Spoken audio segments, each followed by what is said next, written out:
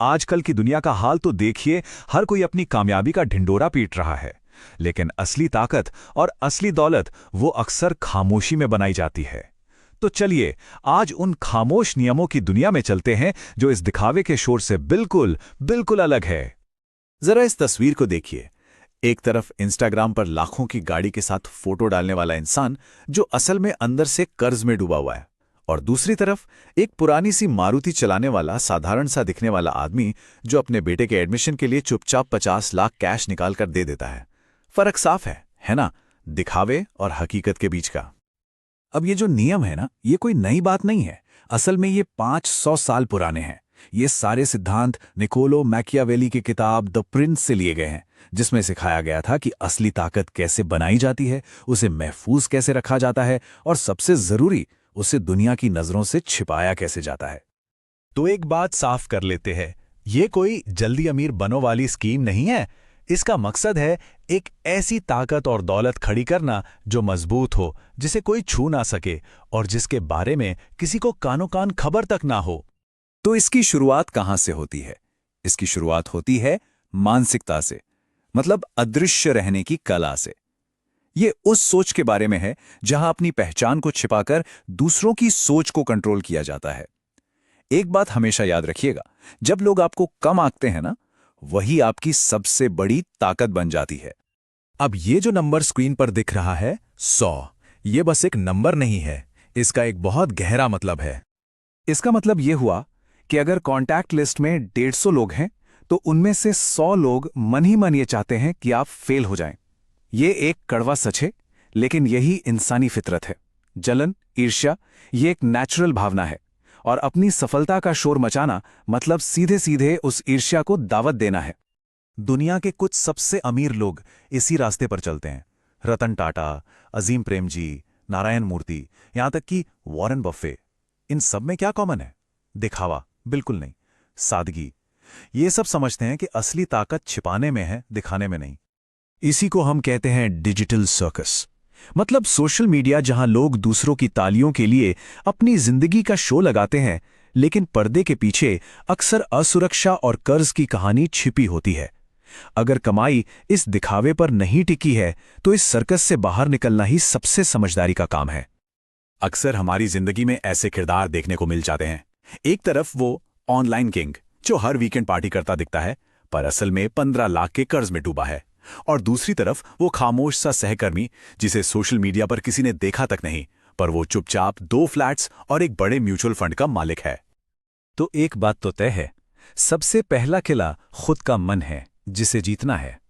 पैसे पर काबू पाने से पहले अपनी भावनाओं पर, दिखावे की इस भूख पर, और दूसरों से वैलिडेशन पाने की इस इच्छा पर काबू पाना होगा। ठीक है, तो मानसिकता की बात तो समझ आ गई। अब बात करते हैं उन ठोस कदमों की, जिनसे पर्दे के पीछे दौलत का वो इंजन तैयार होता है। नियम बहुत सरल है।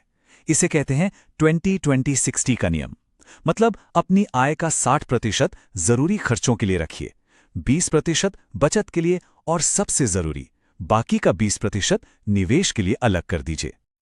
ये बात गांठ बांध लीजिए, सेविंग्स अकाउंट में पड़ा पैसा बढ़ता नहीं है, बल्कि घटता है। हर साल 6 से 7% की महंगाई दीमक की तरह उसे अंदर ही अंदर खा जाती है।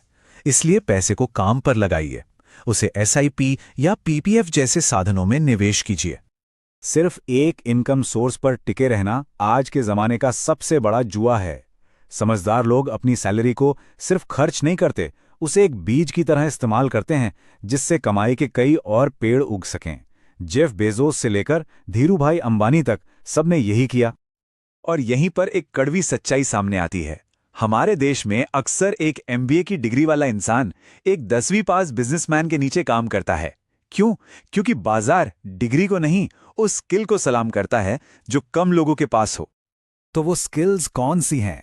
आज के डिजिटल दौर में data analysis, digital marketing, video editing या कोई विदेशी भाषा सीखना, ये सब कमाई के गुप्त हथियार बन सकते हैं।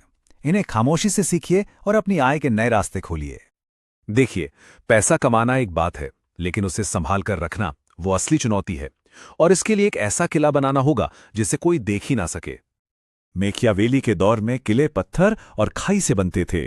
आज के दौर में ये किले कानूनी दीवारों से बनते हैं, जैसे एक एलएलसी या प्राइवेट लिमिटेड कंपनी। ये आपके बिजनेस के जोखिम से आपकी निजी संपत्ति को पूरी तरह से सुरक्षित रखती हैं। अपने सपनों का ढिंडोरा मत पीटिए, उन्हें फुसफुसाहट में बनाइए। जब आप अपने प्लान सबको बताते हैं तो आप अनजाने में कंपटीशन और आलोचकों को दावत दे देते हैं। काम को खामोशी से पूरा होने दीजिए, कामयाबी का शोर वो खुद मचाएगा।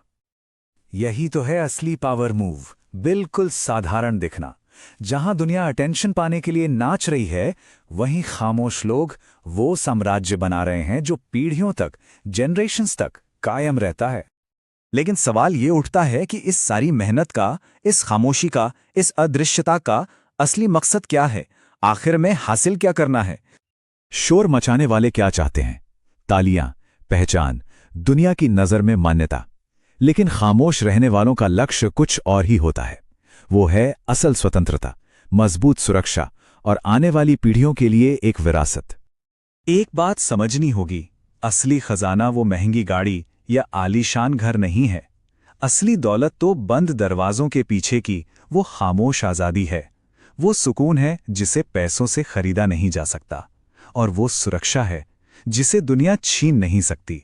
तो आखिर में सवाल बस इतना सा है, इस दुनिया में जो हर पल ध्यान खींचने के लिए चीख रही है, क्या असली ताकत उन्हीं के पास है जिनकी आवाज कभी सुनाई ही नहीं देती? इस पर सोचिएगा जरूर।